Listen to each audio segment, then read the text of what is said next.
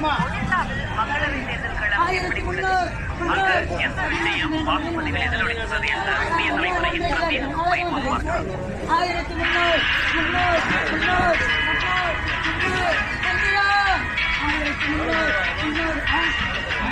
ஒடிசாவில் சுமார் 22.8% பழங்குடியினர், 17% பட்டியலிடப்பட்ட சாதியினர் மற்றும் 50%த்திற்கும் அதிகமான ஒதுக்கீடுகள் உள்ளனர்.